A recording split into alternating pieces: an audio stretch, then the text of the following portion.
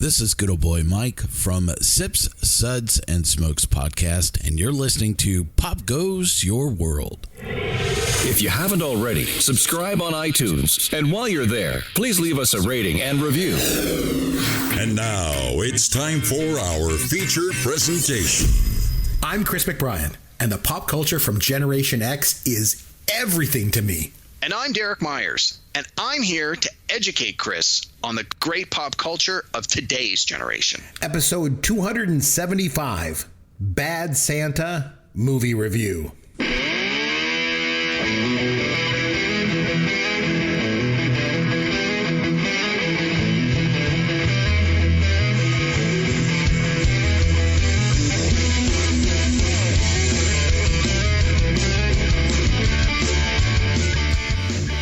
Chris McBrien along with Derek Myers, and this is Pop Goes Your World, the pop culture podcast for the generations. We are definitely in the Christmas spirit around here. We're reviewing another Christmas movie celebrating a milestone anniversary. This time it's Bad Santa. It debuted in theaters 20 years ago. But before we get to our movie review this week, Derek, what pop culture have you been able to take in, my friend? Hey, Chris. Not nearly as much as you might expect, especially in the last couple of weeks. I think I've had a lot going on. Only had a couple, but I did manage to get to the theater this week. Oh, wow. And, cool. My wife and I went out to watch the latest offering from the Marvel Cinematic Universe. I believe it came out a couple of weeks back. So we were a little Why does that not surprise me? Yeah. So we needed to get that one under our belt ahead of all the Oscar contenders that are now starting to roll out. Like, I think Napoleon is the next one on our hit list, but we wanted to get this one done first. So we did The Marvels.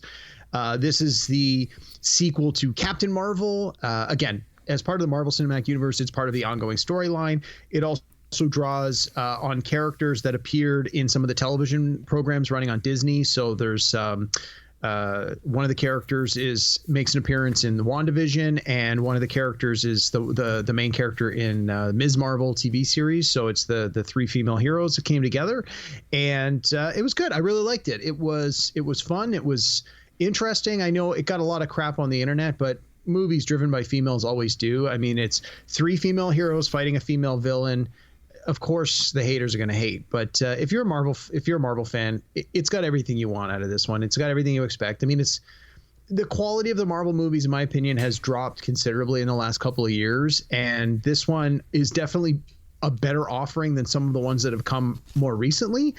It's not nearly as good as sort of that phase one when they were really sort of in the glory years of it, but it was good. I enjoyed it. I'm glad I saw it in the theater. I'm definitely glad I saw it. And so let me ask you, can I ask you a question? Sure. Yeah. Fire. What Marvel movies have come out recently that have made you think that they've kind of declined in quality? I'm curious to know. So I would say I'm going to do the opposite of that. So Avengers Endgame was like the culmination of the 10 years of movie making. Mm-hmm. After that, Spider-Man that came out was outstanding. One of the absolute best Marvel movies. The Wakanda Forever sequel was quite strong. And I think everything else that's come out since then, and there's probably been about 4 or 5 of them, have definitely been less than what had come before. And maybe that's just fatigue. You know, you get so many of these year after year after year. Eventually, you just sort of get used to it. It doesn't feel as special. Mm-hmm. But I do think that there was definitely been. So what are the titles of those ones that were bad? Well, I don't even want to say bad. I just want to say not as good. So like Thor Part 4, Thor Love and Thunder, Ant-Man and the Wasp, Quantumanium, which I think was the third Ant-Man movie. They made 3 of those? I didn't even know. Actually, Guardians of the Galaxy 3 was pretty good. That one was strong. And this one was good, but not great. So yeah, interesting. I'm just curious. I don't know these movies at all. So yeah, it just seems like they've sort of it's a combination of they've lost their footing and they've just saturated the market with so much stuff that it's like, well, to separate yourself from the pack, you have to be amazing. No pun intended, hence the Amazing Spider-Man, but you have to be really good. This one's good, but not really good. But I enjoyed it. I felt I had no problem giving them my money. So anyway, and then I had a chance to watch a couple of, I'll call them oldie goldies on the 70s movie channel. It was clearly a cop movie in the last couple of weeks. So I had a chance to watch one I'd never seen before and always wanted to see, and one that I hadn't seen in a decade. So the one I've already seen before, they did a Dirty Harry movie marathon. They showed the 3 Dirty Harry movies that came out in the 70s, and then the next day on the 80s channel they did the other 2 Dirty Harry movies that came out in the 80s. There was 5 altogether. I've definitely seen them all before, but I have not seen any of them in a very long time. So I started right at the beginning. I started with the first one, Dirty Harry 1971. And I remembered enjoying it. I thought it was quite good. It's interesting to see Clint Eastwood is so young in those movies compared to the way he looks now. And if you're a big Star Trek nerd, the villain in Dirty Harry is the actor that played Garak in Star Trek Deep Space Nine, the Cardassian spy. So it was interesting to see that guy as a much younger performer with long hair and without any of the Star Trek makeup on. But he was the Cardassian spy, not the Kardashian spy. No. Okay. So anyway, Dirty Harry Part 1. The Kardashian spy had this amazingly huge. Oh my. Jeez. You say so. Yeah. Don't even want to go there. Anyway, then I had a chance to watch Death Wish starring Charles Bronson from 1974. 74. Yeah. Never seen it before. I know of it. I think they did 4 sequels. It's a butt of a lot of jokes. The Simpsons like to make fun of Death Wish a lot. I really enjoyed this movie. It was really good. I mean, it was a 70s movie. Both of these movies, very 70s. The way the movie's shot, the music. Isn't the original one with Jeff Goldblum as one of the... Jeff Goldblum's first on-screen appearance. Yeah. And to date, his only nude scene.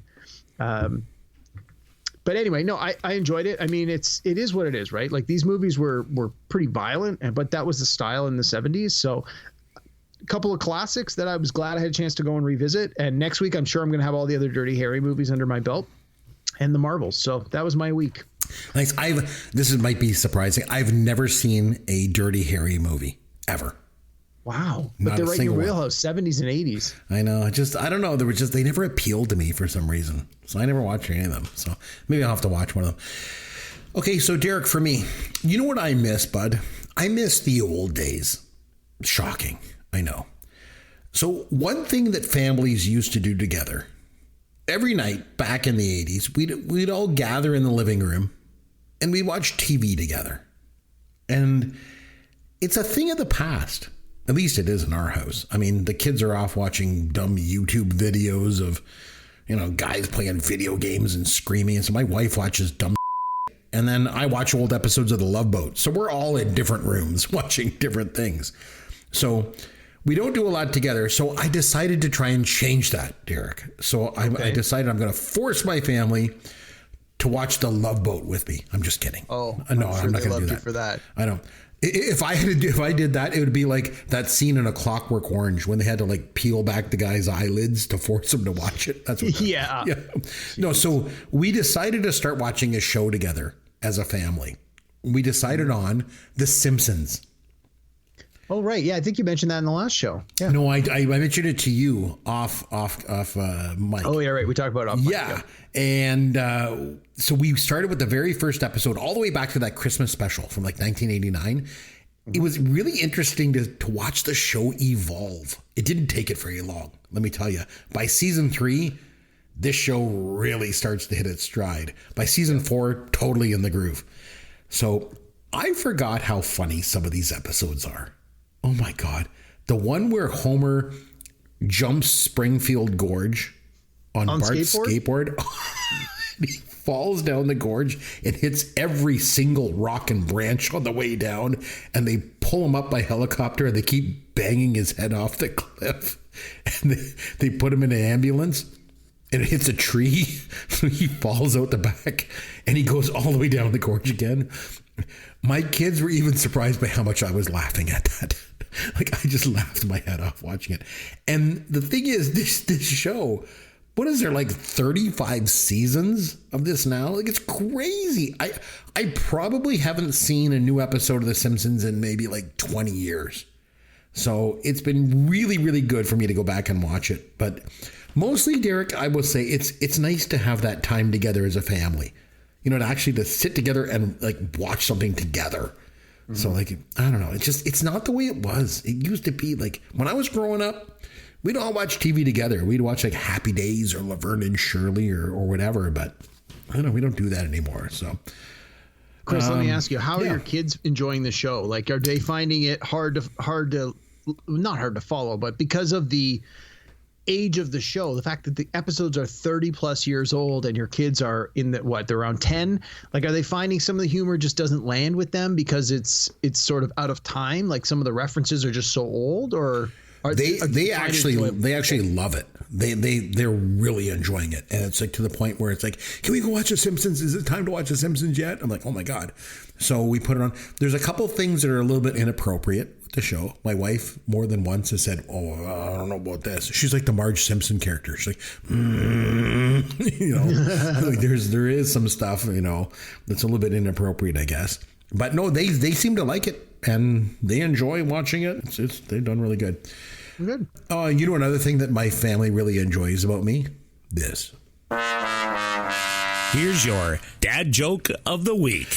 Derek, it's another Christmas movie this week, so that means another Christmas joke. Oh, boy. Okay. Derek, what's the difference between Santa Claus and Tiger Woods? Oh, I'm sure it's going to be something about a chimney. Let's hear it, Chris. I don't know. What is the difference? The difference between Santa Claus and Tiger Woods? Santa was smart enough to stop at 3. Oh, come on. That gets bleeped out. That was pretty good. I'm glad you like it. But you know me, Derek. I'm the champion of Gen X pop culture. Simpsons did it. Yeah. Simpsons did it. Yeah. Man, that Beyonce sure is hot. I'm already not comfortable where this is going. Like, okay. You've got mail, M-A-L-E. There we go. Very good. Okay. Jeez. Figure that one out on your own. You may have some explaining about your internet history. No kidding. We did it in Canada first. I overlooked the obvious answer there. All right. Half of you men run over to the town square, and the others will run with mucus. With Christmas just around the corner, we've been going back and reviewing some Christmas movies that are celebrating milestone anniversaries. And last week it was, we did Scrooged from 35 years ago. And this week it's Bad Santa, 20 years ago. So this film debuted on November the 26th, 2003. It stars Billy Bob Thornton, Lauren Graham, John Ritter, and Bernie Mac. And it's funny, Derek, my wife is always complaining about the movies that we have to watch for the podcast. But this is one she was like pumped for, because for years she keeps bugging me to watch this movie, and like neither of us had ever seen it, but I always refused to watch it because I thought it looked shitty. So she was like super pumped. She's like, oh my God, we're going to watch this finally, And so Derek, you got her excited about the podcast for once. So thank you for that. So you were the one, obviously, that suggested that we go back and review this movie. So maybe you can start us off with a little bit of maybe like an explanation of why you like this movie, why you want to go back and review it here on the podcast. So I hadn't had a chance to see this movie. It's got to be more than 10 years. Like, okay. I'm fairly certain I saw it in the theater, or if not in the theater, when it first came out on like DVD, and I remember enjoying it. I remember it, obviously, Christmas movie. I remembered sort of the broad strokes of the plot. You know me, I like any sort of a heist movie. So the fact that they're like thieves, masquerading as Santa and an elf obviously appealed to me over and above the Christmas aspect of it. And I find Billy Bob Thornton can be hit or miss. I mean, he's had a lot of critical praise in his life, but he's also had a lot of duds. So you really never know what you're going to get with this guy. And I remember John Ritter is in it in a small part. I totally forgot Bernie Mac was in it when we were talking about it last week. But then, of course, he's on the cover of the DVD. I'm like, oh, my God, yeah, he's in this. So, I wanted to revisit it. And another reason I wanted to revisit it was they made a sequel of this like 10 years later called I think it's called Badder Santa. And a couple of years back, right after Christmas, I found in a bargain bin a 2-for-1 DVD. It was Bad Santa and Badder Santa, both discs, one container. It was like $9.99 on sale for half price, so I bought it. And it's just been sitting there. It was in the plastic. I had never even opened it up, and I've never seen the sequel. So I thought, well, if we watch the first one for the podcast, then now I've got a good reason to watch the sequel, and all the details will be fresh in my mind, the whole bit.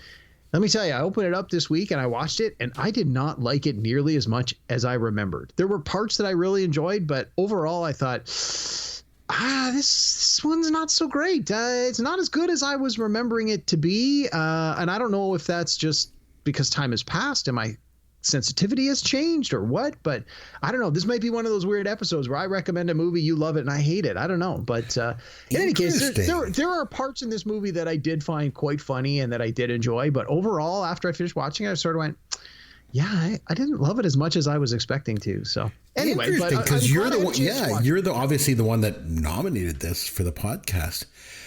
Okay, so Derek, I've been doing this podcast now for 8 seasons, and this week we accomplished a first. I finally watched a movie that I couldn't get through. Oh, jeez. I turned it off halfway through. This is hands down the worst movie I've ever had to watch for the podcast. And that is saying something. That's saying something with some of Yancey's picks. Oh my God. Remember Yancey made me watch movies like The Lobster and Moon. But I tell you, this one took the cake. So, it was awful. This movie starts off with the credit. Wait. Did your wife finish watching the movie? She fell asleep about 10 minutes into it. And then halfway up through, I turned it off. And then she woke up after that. And she's like, what happened? I'm like, I turned it off. She's like, I don't blame you. Wow. She really wanted to watch it. So the movie starts out with the credits rolling and it says producer Harvey Weinstein. That set off red flags right there. But Derek, I just want to say, you know how committed I am to this podcast. I do. No matter how bad the movie is, I always stick out and watch it to the very end. I couldn't do it. I couldn't bring myself to keep watching this garbage. But don't worry, I still got lots to talk about for this week, so it should be good. I want to know how far you got. That's halfway. Kind of anyway, we'll talk about it when we get. It was like an hour and a half movie. I got like 46 minutes into it, and I was like, I can't do this anymore.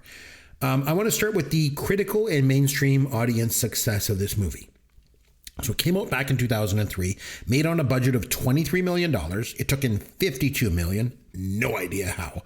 It finished in 54th place that year. But it did outperform films like Lost in Translation and Bowling for Columbine, both of which were much better films. Great movies. Yeah. Critically successful. Hell, From Justin to Kelly was a better film than this. So I think we mentioned this a couple weeks ago, but Finding Nemo was the number 1 movie in 2003. Pirates of the Caribbean, Curse of the Black Pearl, The Matrix Reloaded, Lord of the Rings, Return of the King, and Bruce Almighty topped the box office that year. Mm-hmm. But also Elf was number 7. So, Christmas movies can do it. I think the fact that so many people like this movie, and it's got a lot of positive reviews on places like Rotten Tomatoes, because I looked it up. Well, and I'm even looking at the IMDb score. It's 7.1 out of 10. Like that usually is 7 and up is usually a pretty good movie. Like I think that speaks volumes about the state of American culture. This movie is so bad, like so bad. And the thing is, here's the thing, Derek, I am not a prude at all. You know that. Like, so it's not just like, it's the fact that there's all this cursing and drinking and barfing and shagging. And like, it's not that. Like, that was some of the best parts of the movie. I know. I think the whole concept of a quote unquote bad Santa is actually a pretty good concept for a film. It just doesn't work at all here. So last week, the problem I had with Scrooged was Bill Murray, I felt, just blew it in the lead role. Because normally he kind of comes off as goofy and aloof. And there's always this underlying notion, like he's just kidding around, Yeah.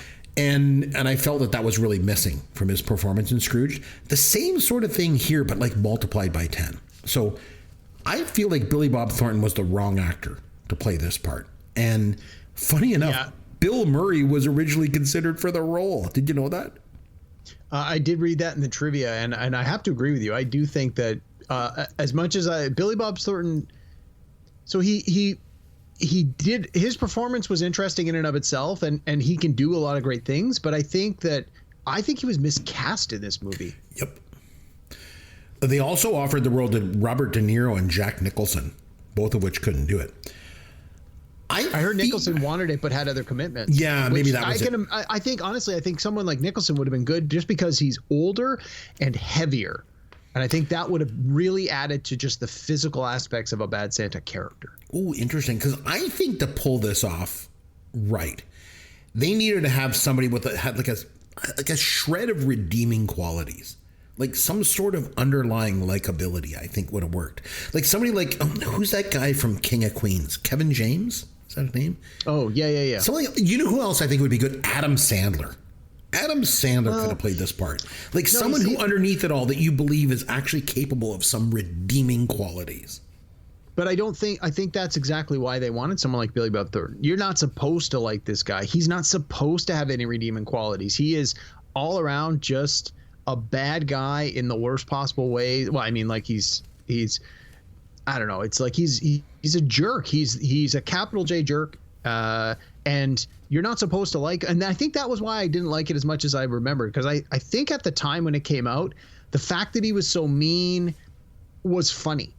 And I think now I'm a little older, a little more mature, and I'm a little more, hopefully I think a little more sensitive. And as I'm watching it, it's like his meanness just isn't coming across as funny. It's just coming across as mean, straight up being mean for no reason. I think that's really what bothered me the most about it was it's not even that he's mean for a purpose. It's he's being mean simply because he can be. And maybe 20 years ago, I thought that was funny, but this time around, no, I didn't find it funny. One thing I want to talk about is maybe some changes that we could make. Like I mentioned Sandler and stuff like that. Let's just stick a pin in that. Let's talk about the movie for a bit, and then I want to come back to some changes that we would have make to make this better. You know. Okay. So let's start with the cast. We always like to look at the cast. Billy Bob Thornton, obviously, we'll start with him. And maybe that's where this started for me with this movie. I do not like Billy Bob Thornton. I know he's this critical darling. He's been nominated for 2 acting Oscars. He was nominated for Best Supporting Actor for A Simple Plan and Best Actor for Sling Blade. And he won an Oscar for the screenplay to Sling Blade. Yeah. I just don't like him. I think he has zero charisma, completely unlikable. And I get that's his shtick here. Like he's supposed to be unlikable. But in everything he does, I don't like him.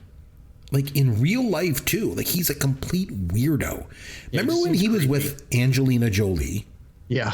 He was like this creepy old guy with her, and they only ate like orange food, and they wore vials of each other's blood around their necks. He's just a weirdo. Although I guess to be fair, so's she. I mean, for starters, she's John Voight's kid. He's gone completely off the rails. But I don't like Billy Bob Thornton. So I guess like I kind of came into this with a negative attitude right off the hop.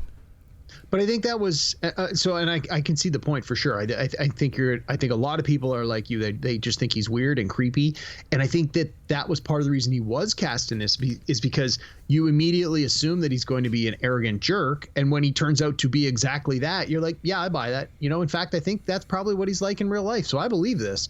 Yeah, I guess that's a problem with the script too. Like I don't know, it just shouldn't have been that way. So Lauren Graham. Kind of like Angelina Jolie, what the hell was she doing with this creepy, old, drunk, belligerent Billy Bob Thornton? I mean, come on. I mean, I know it's a movie and all, but there's no way in hell that a girl that looked like her would be anywhere near a guy like Billy Bob Thornton. She is drop dead gorgeous. He looks like a dirt sandwich.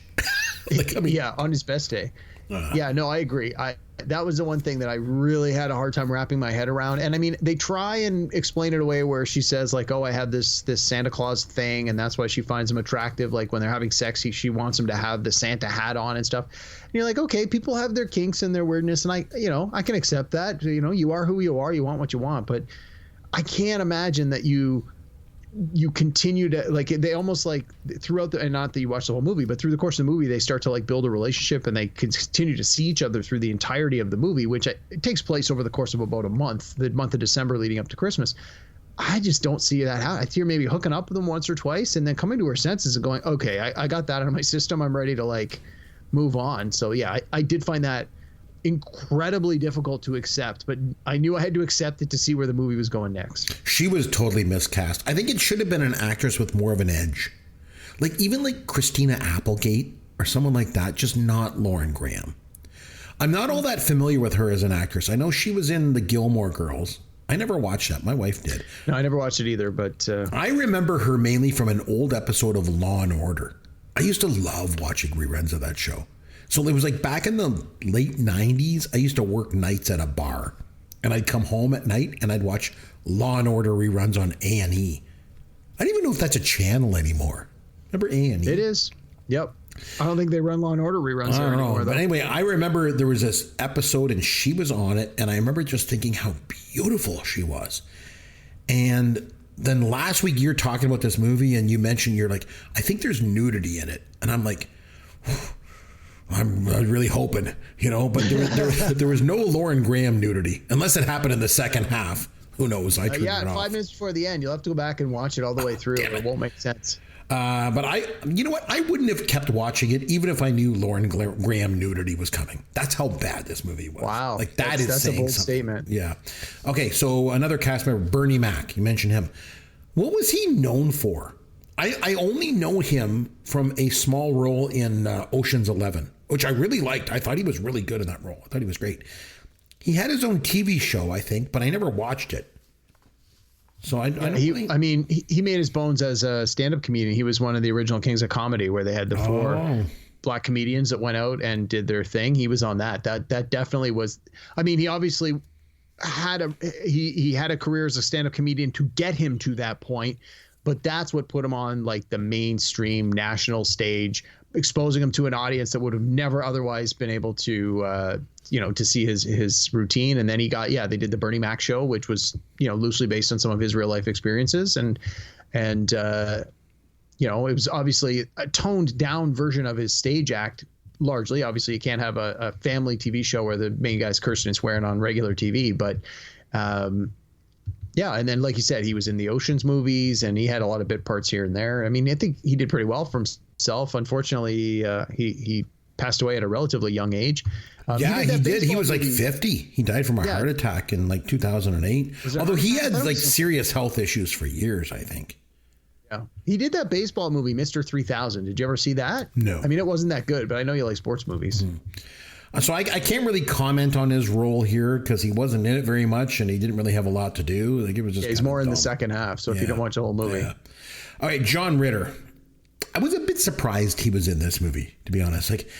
So he died not long after he did this movie. But one thing was, I thought he looked really good. I remember seeing him on Hollywood Squares back around this same time. And I always remember thinking he didn't look very good. He didn't look great, but I thought he looked good here. He looked like he was in good health. But he died before this movie was released. He died on September the 11th, 2003. This movie was released on November 26th, 2003. And the movie was dedicated to him, which I guess is a nice gesture, but what a shitty way to be remembered. Like, he was so amazing in Three's Company, and his last work was in this shitty movie. Oh God. Well, I think he and Billy Bob Thornton were friendly, right? Because he was in Sling Blade 10 years earlier. So I think that from what I was reading, the two of them remained friends to some extent. So I think that was part of the reason that he was in this, was as a favor to him. And then obviously, I think that's partly why they dedicated it to him. Obviously, he was well known, and I'm sure Billy Bob Thornton had a say in trying to get that in. I don't know for sure. I'm just speculating on that, but it would make sense to me. I don't think there's anyone else in the cast worth talking about, is there? I did notice there was like a blink and you'll miss her future multiple Oscar nominee and Oscar winner, Octavia Spencer. Yeah. She played a prostitute. She was a lot heavier in that role, but I recognized her right away. Yeah. And then I also... Right at the very beginning, there was also a guest appearance by Alex Bornstein, who is the voice of Lois Griffin and is in The Marvelous Mrs. Maisel. She was the mom that took her kid up to see Santa, right? Yeah, right. I recognized her too. Like, I mean, then when she talks, I mean, you just can't help but recognize that voice, So you're right. Exactly. So I want to ask you a question. Obviously, it's supposed to be a comedy.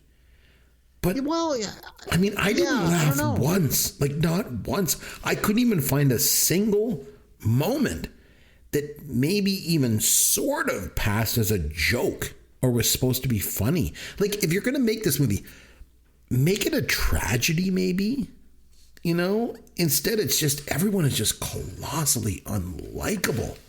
And I think that's what my problem was. It's, obviously, the bad Santa of the title, you're not supposed to like him. He's supposed to be a jerk, and he is. Mm-hmm. The kid that befriends him, the vet kid, even that kid is annoying. Like you're watching it and you're like, I can understand why Billy Bob Thornton's character is getting so mad at this kid, because I'm watching it and I'm getting just as mad at this kid. It's like, come on, like this kid, like what's wrong with you? You got a screw loose? Like it's, and I mean, you never want to watch a movie and go, that kid sucks. But it's like, man, oh man, I don't know if it's a credit to the kid's performance or a comment on the script, but I'm like, oh my God, he was so annoying. And yeah, to your point, it was definitely not a haha laugh out loud comedy. There were some funny bits, but most of the funny bits were like mean funny. I mean, there's the few parts where guys get hit in the nuts and people get, fall down. Like slapstick is funny if it's done well. And there's a little bit of that in here, but and a few like sort of and fart jokes, like when John Ritter stumbles upon Billy Bob Thornton having sex in the tall and over plus size women's locker room, and he overhears the conversation and then he has to report it to the security guard. Like, I thought that was pretty funny, but yeah, not a lot of like laugh out loud haha jokes. There was clearly that wasn't the intent. Well, you and I have mentioned here on the podcast before about how comedies basically died as an art form probably years before this movie came out, and this movie certainly didn't do anything to change that trend. Let me tell you, there's the scene in the food court when the mom approaches him with her kid and she says to the kid, tell Santa what you want for Christmas. And Santa just swears at the kid. Again, I can see where, this idea could be done right and mined for laughs, but not here, not this way, with this script and this cast and this director. No way. This movie sucks. It's just awful. It just occurred to me, how I got a version of this movie that you're going to love. Watch the 2-minute trailer. The way it's put together, it comes across as more of a comedy, because I found that the parts that I remembered best and the parts that I actually sort of chuckled at were all the things that were in the trailer. And when that's all you get in a 90-second trailer, the movie presents itself better. So just something to keep in mind, since you're obviously not going to go and waste 45 minutes of your life watching the end of it. I would say watch the trailer and then I'll just fill you in I'll give you a 30-second synopsis of what happened in the last half. In regard to this being a Christmas movie, like, I get it. It's supposed to be almost an anti-Christmas movie. It's supposed to be the sort of the opposite of everything that we've ever seen, before. That's okay. I like that idea. I just didn't like the execution of it. And I think the thing I hated the most was there's just no story arc. Every scene is just a repeat of the last one. Like, he gets drunk, he has sex with random women, he swears. It's like a bad SNL sketch that just keeps on, playing on repeat. Like, how about having something actually happen in this film? Yeah, I agree. And I found that again was partly for me. I found that it's like, if they're supposed to be in this shopping mall for a month, at least with the little bit you get at the beginning, you get the sense that they've been sort of like almost on a stakeout for a month, where they've been looking for the holes in the security system. Well, they did a little bit of that in for the rest of the movie, like when they come to this new mall and it's the following year. But I kind of wanted to see more of that, or the peril that comes with it, like to be able to witness them punching in a security code or things like that. Like there could be some tense moments where it's like, well, what happens if they get caught trying to observe these details? And then if they do get caught, how do they get out of it in a way that's funny? Like, to me, there's an opportunity for that. But the other thing I kept thinking was, if Billy Bob Thornton's Santa is this bad, how does he last a month? And they tried to address that in the movie. And I don't know if you got this far in the second half, but basically Bernie Mac's character eventually does like a deep dive on their background. He finds out who these two guys really are, the Santa and the elf, and realizes that they're criminals, and he blackmails them. He's like, I'm going to make sure that you guys stay employed, but I want half of everything you steal. And he's like, that's it. I just want a taste. And that scene where I don't know if you saw that scene, but that scene where they negotiate his cut, that was one of the scenes that had me laughing pretty good. So I'm glad you mentioned that, because there's that scene early in the movie where Billy Bob Thornton and the are breaking into a safe. Can you say by the way? No. Is that allowed? It's not. Okay, so Sen's going to bleep that. All right, so him and the are breaking into a safe. And I thought the same thing as you did. I was like, great idea. This thief dressed as a department store Santa who's really a safe cracker, great. And then for me, it just kind of died. It was more just about him being a derelict. than being a professional thief, which would have been a way better movie, in my opinion. But I actually have a question for you. Do you consider yourself as someone who likes Christmas or not? I feel like Christmas isn't a big deal for you personally. Christmas is not a big deal for me for a couple of reasons.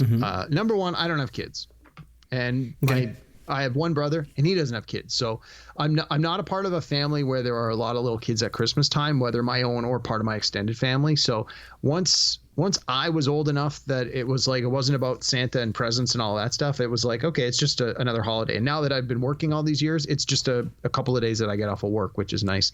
And I think the other thing is, I'm very lucky. I'm very fortunate.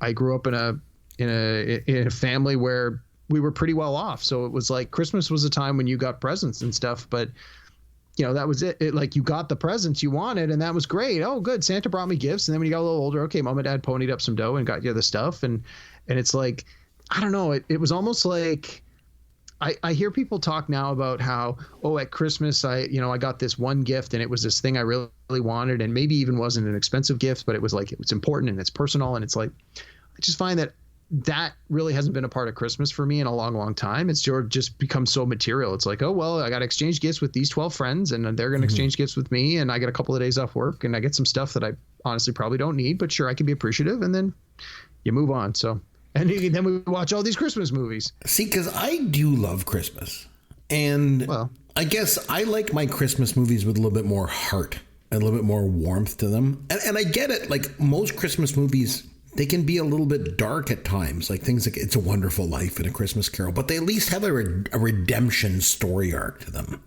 But this was just a one-joke movie. Again, I felt like it's not a bad idea to make a movie about Santa that's bad, but it has to have a heart. Somewhere in there. It has to be about something, too, other than just the way he behaves. Like, something has to happen here. Anything. But it's just the same thing over and over and over again, so... That's the way I took it. I want to talk about the director, Terry Zwigoff. He hasn't really done much else, and probably for good reason.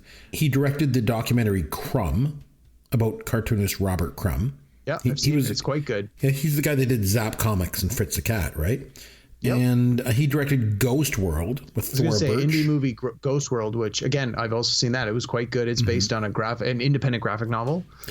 And then Bad Santa, I think, kind of killed his career. Probably rightly so. I think this is a perfect example of a movie that people either love or hate. Definitely. Yeah.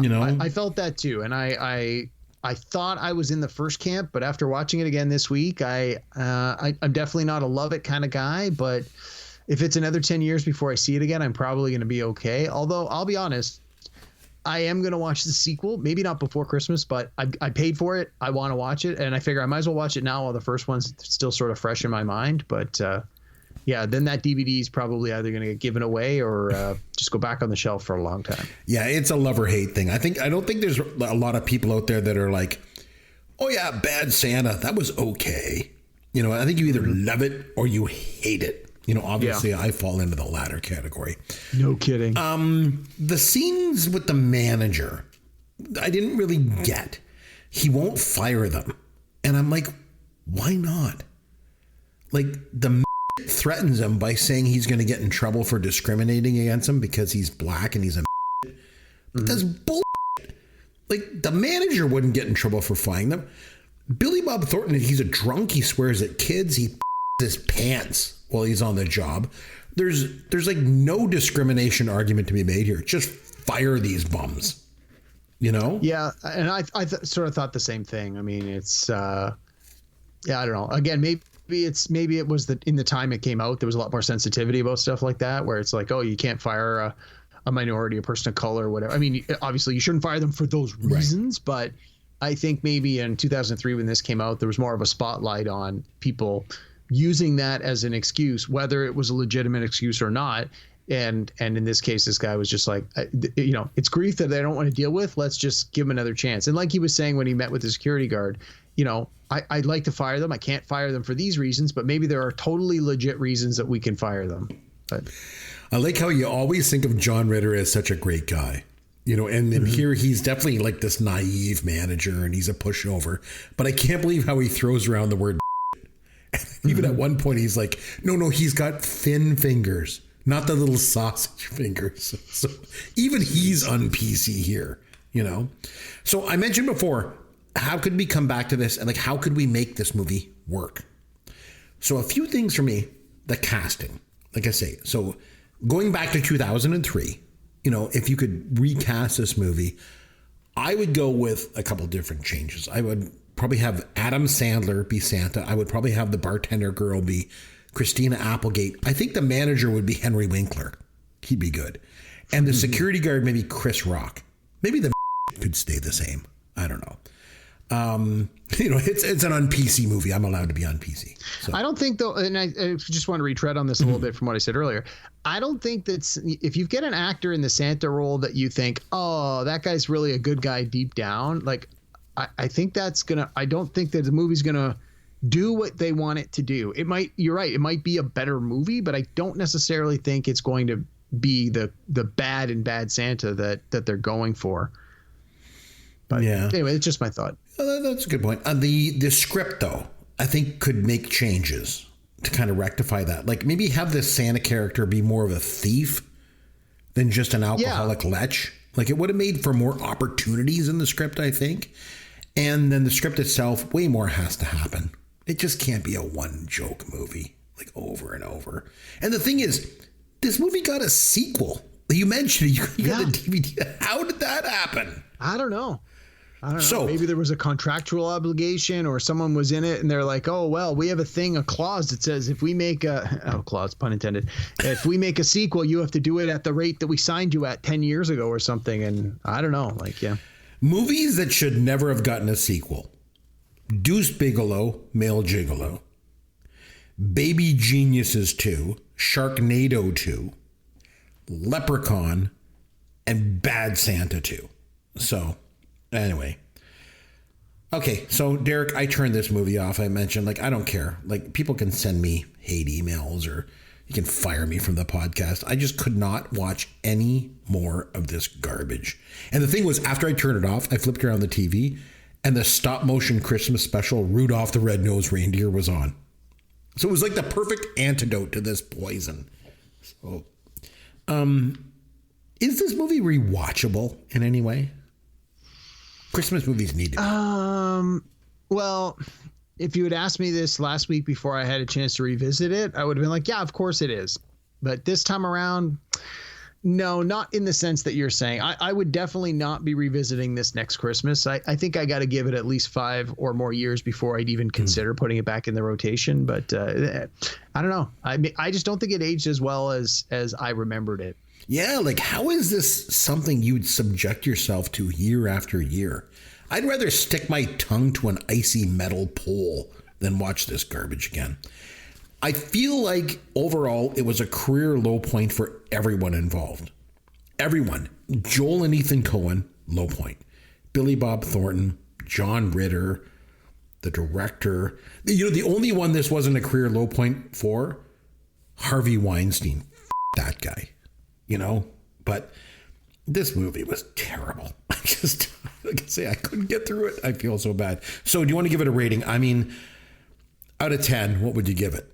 I'm going to give it a 5, a generous 5. Wow. I couldn't get through it. Like I said, I had to turn it off. Probably the single worst movie I've ever seen. Definitely the worst movie I've ever seen on this podcast. I give it a 0 out of 10. Maybe that's a first. I don't know. So I couldn't do it. Sorry. So anyway, on that note, what do you say we have some more fun rather than some negative stuff, and we'll do this. Fun with Caveman. All right. So now we are going to play a little bit of a game that we've played. We've played this one before, Derek, and it's time again for... Ladies and gentlemen, name that tune.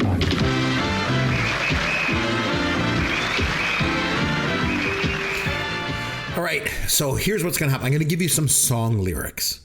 All you got to do is name the song, okay? They're all Christmas songs. I was going to say, how is this related to Bad Santa? Did you want me to sing them? Nope. And okay, so you ready? I'm just going to give you lyrics. You name the song, and they're all Christmas songs because we got to do a Christmas related thing here. Okay, so this first one, these aren't really lyrics so much as they're phonetic sounds. All right, pa-rum-pa-pum-pum, rum-pum-pum-pum, rum-pum-pum-pum. That would be the Little Drummer Boy. All right, here's another easy one for you. But the very next day you gave it away. This year, to save me from tears, I'll give it to someone special. That's the George Michael one. That's Last Christmas. Does this count as getting Whamageddon? I was just gonna say I haven't been Whamageddon yet. So since you're not playing an actual part of the song, no, that maybe doesn't count. That's fast. All right, here's one. And the Christmas bells that ring there are the clanging chimes of doom. Well, tonight, thank God it's them instead of you. And there won't be snow in Africa this Christmas time. Yeah, that's the British one. Do they know it's Christmas? That always struck me as such a caring and empathetic lyric. Thank God it's them instead of you. Like, really warms your heart, that sentiment. I say, hopefully know a white guy saying that lyric. Yeah, f***ing Bono, man. I tell you. Okay, your soul is an appalling dump heap, overflowing with the most disgraceful assortment of rubbish imaginable, mangled up and tangled up knots. That's a Christmas song? It is. Is it White Christmas? No, it's not White Grinch. It's Mr. Grinch. Mr. Grinch, as sung by Thurl Ravenscroft, who is also the voice of Tony the Tiger. Your soul is an appalling dump heap overflowing. Anyway, okay. Sure. Here's another one. You're a bum. You're a punk. You're an old slut on junk. Well, that's got to be Bing Crosby. That's got to be White Christmas. Yeah, it sounds like Bing. It's Fairy Tale of New York by the Pogues. I don't think I know that song. You don't know the that Pogues. I just don't think I know that song. And the bells were ringing out on Christmas Day, and they're singing about each other. Yes, and he's in the drunk tank and stuff. And they're yes. Not the most pleasant set of lyrics I've been throwing at you here tonight. if anything will quash this Christmas spirit, it's my lyrics. Sorry. Okay, so let's lighten the mood a little bit here. Okay. All right. Toys in every store, but the prettiest sight to see is the holly that will be on your own front door. I'm trying to sing the lyric, but I can't think of the tune. I don't know. It's beginning to look a lot like Christmas. Okay. Voices singing Let's Be Jolly, deck the halls with boughs of holly. That's Jingle Bell Rock. Not quite. It's Rockin' Round the Christmas Tree by Brenda Lee. Close. All right. Prospero Anno y Felicidad. Is that Feliz Navidad? Yes, it is by Jose Feliciano. All right. She'd been drinking too much eggnog, and we begged her not to go.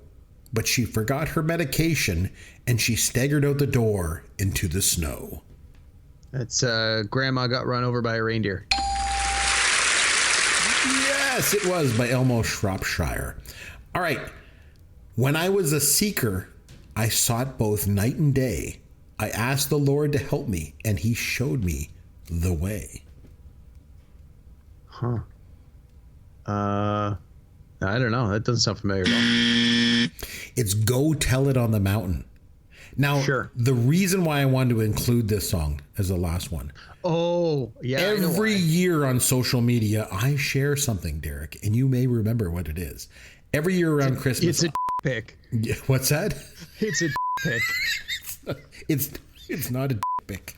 I don't share pick at Christmas time. I share pick for Thanksgiving, actually. Oh, okay. Yeah, so there's that. No, I share every year at Christmas this YouTube video from Winnipeg Public Access Television back in the 80s. It was Henrietta and Myrna Newdorf singing their rousing version of Go Tell It on the Mountain. You have to look it up. I've seen it. You've sent it to me multiple times. Yeah, anybody listening, if you've never seen it, Henrietta and Myrna Newdorf singing Go Tell It on the Mountain might be the single greatest thing I've ever seen anywhere. Oh my God, it's life-changing. It's so good. Oh my God. So make sure you look that up. Okay, so Bad Santa, Christmas movie. Yeah, you either love it or you hate it. They can't all be winners, man. Yeah. So I'm going to follow up with another Christmas movie along the same vein somewhat, because people seem to either love this one or they hate this one. It's celebrating a major milestone anniversary as well. It was released on November the 18th, 1983, celebrating 40 years.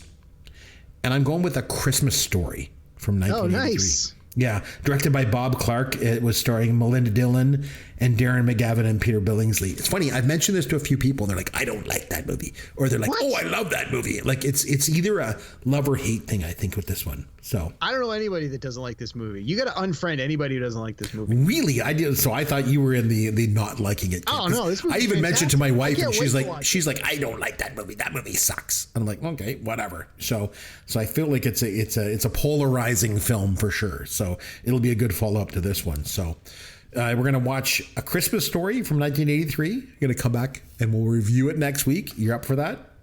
Oh, yeah. Awesome. I know a lot of behind the scenes stuff on this one. Good. We'll have a lot to talk about. Oh, good. I'm looking forward to hearing some of that stuff. So until next week, I'm Chris McBrien. You're Derek Myers. And we're both saying thanks for taking the time to listen to Pop Goes Your World, the pop culture podcast for the generations.